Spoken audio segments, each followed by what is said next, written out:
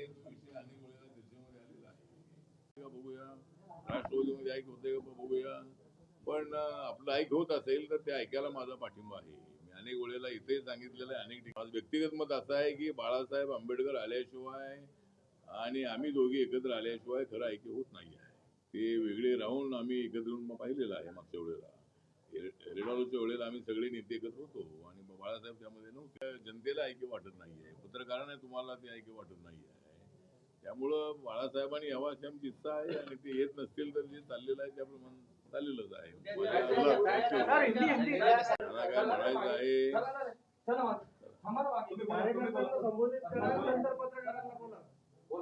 नाही कोण काय म्हणत असेल म्हणू द्या, परंतु पूर्वीच्या सरकारपेक्षा उद्धव ठाकरेंच्या सरकारपेक्षा जास्त मदत या सरकारने केलेली आहे. आपल्याला माहित आहे की सरकारची आर्थिक परिस्थिती काय आहे, त्यामुळं त्याच्यातून मार्ग काढून 31,000 पेक्षा जास्त रक्कम दिलेली आहे. आणि मी अगोदरही म्हणालो की केंद्राने मदत केली की त्याच्यातून त्यांना पैसे मिळणार आहे. तेवढ्या पैशामध्ये थाप मारली म्हणजे थाप मारण्याचा काय प्रश्न आहे. आम्ही कधी थाप मारत नाही, आम्ही काम करून पाठीवर थाप मारून घेतो. त्यामुळं आम्ही काय अशा थापा मारत नाही.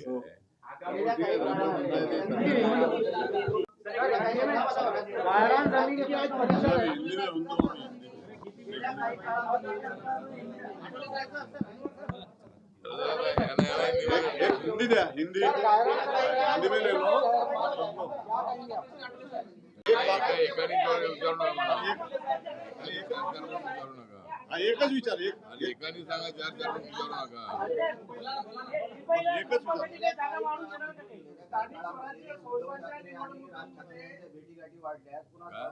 उद्धव ठाकरे आणि राज ठाकरे दोघा भावांच्या गेल्या काळामध्ये काही भेटीगाठी वाढल्या. सहाव्यांदा त्यांची भेट झाली. या भेटीकडे तुम्ही कसं बघता? मला वाटतं की जशा उद्धव ठाकरे आणि राज ठाकरेच्या भेटीगाठी होत आहे तशा माझ्या आणि प्रकाश आंबेडकरांच्या व्हाव्यात अशी माझी इच्छा आहे. त्यामुळे आता ते दोघे एकत्र आलेले आहेत, पण ठीक आहे, त्यांना आमच्या शुभेच्छा आहेत. काही ठिकाणी ते एकत्रितपणे स्थानिक स्वराज्य संस्था लढणार आहेत, पण त्याचा फारसा परिणाम आमच्या महायुतीवर होणार नाही. आमच्या महायुतीने ठरवलेलं आहे की ज्या ज्या ठिकाणी महायुती होईल, म्हणजे सगळ्या जागांच्या याच्यामध्ये, त्या ठिकाणी आम्ही सगळेजण एकत्र राहणार आहोत. पण ज्या ठिकाणी काही ठिकाणी युती झाली नाही तर आम्ही आपापल्या बळावर त्या ठिकाणी लढणार आहोत. आणि नंतर निवडून आल्यानंतर आता isakal.com आहे देशातील नंबर 1 ची मराठी न्यूज वेबसाईट. प्रत्येक अपडेटसाठी isakal.com ला नक्की भेट द्या. आम्ही पुन्हा एकत्र येणार आहोत. त्यामुळं आमची भूमिका स्पष्ट आहे आणि आरपीआयला मात्र बीजेपीने सोबत घ्यावं. आमची मागणी अशी आहे की आरपीआय हा त्यांचा जुना मित्र आहे. तो भीमशक्ती शिवशक्तीच्या वेळेला बीजेपी, शिवसेना आणि आरपीआय असा अलायन्स आपला होता. आणि नंतर आता हे दोन मित्र आलेले आहेत, ते त्यांचं स्वागतच आहे. परंतु आरपीआयला मात्र सोबत घेतलं पाहिजे. औरंगाबाद छत्रपती संभाजीनगर महानगरपालिकेमध्ये या ठिकाणी आरपीआयला काही तिकीट 10-12 तिकीटं मिळावीत अशी आमची इच्छा आहे आणि तशा पद्धतीनं बोलणी सुरू आहे. या ठिकाणी त्यांचे जे अध्यक्ष आहेत आणि भागवत कराड जे आहेत यांच्यासोबतही चर्चा सुरू आहे. त्यामुळं काही जागा इथं आम्हाला मिळतील अशी अपेक्षा आहे. शहर में आयोजन किया गया है, क्या कहेंगे आप? जो गायरान जमीन जो है, जो गांव में गायों के लिए जो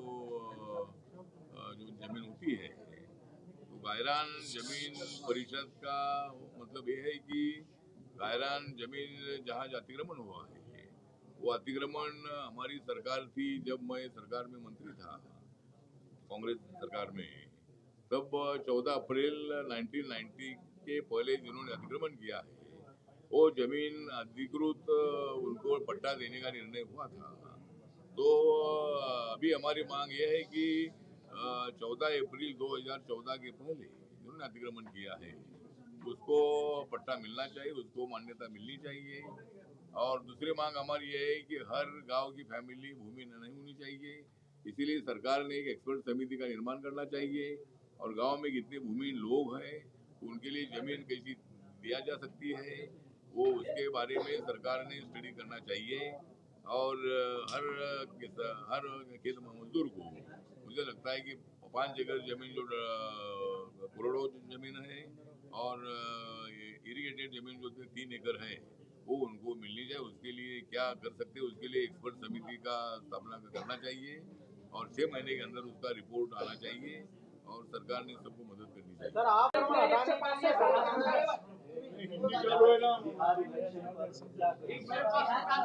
सर गायरान जमीन का अतिक्रमण हटाने की कोशिश कर रही है सरकार और आप जमीन मांग रहे हैं।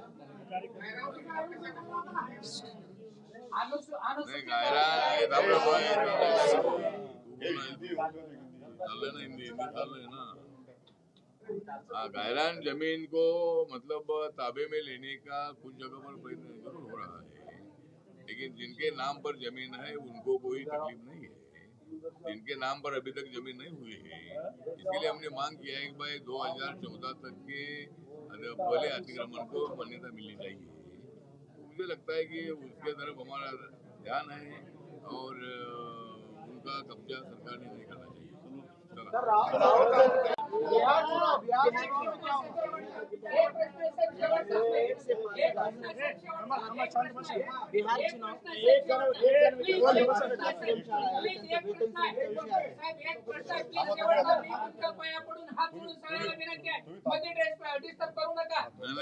अनुसूचित जातीच्या आंबेडकरी चळवळीच्या 165 आश्रमशाळा गेल्या 23 वर्षापासून गव्हर्नमेंटने 1 रुपया अनुदान दिले नाही।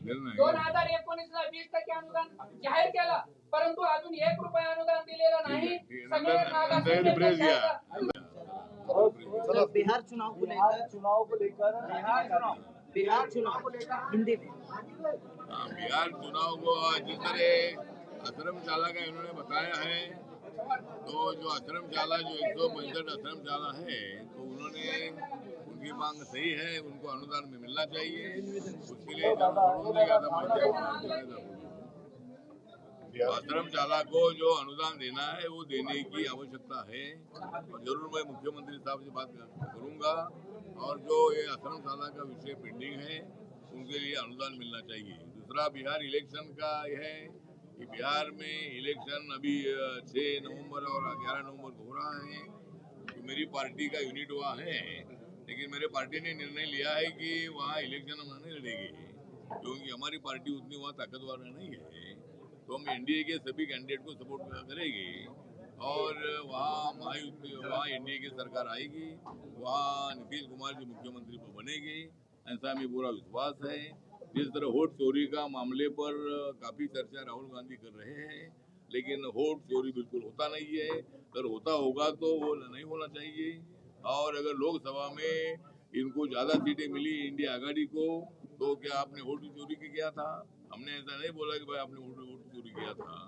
हमने बोला था कि भाई संविधान के बारे में गलत चर्चा करने से हमारा नुकसान हुआ है।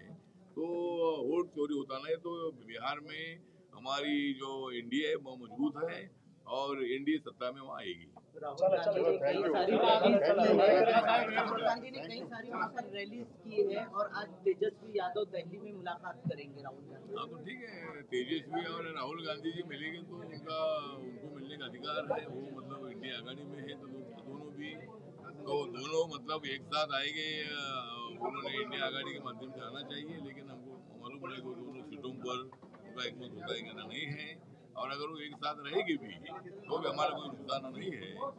और तेजस्वी यूनियन राहुल गांधी नहीं मिलना चाहिए। वो तो सीजीआई पर जो हमला हुआ था, सीजीआई पर जो हमला हुआ है, हमारे भूषण गवई जी हमारे दलित समाज से आते हैं और उनके ऊपर हमला एक बहुत बड़ा गंभीर बात है।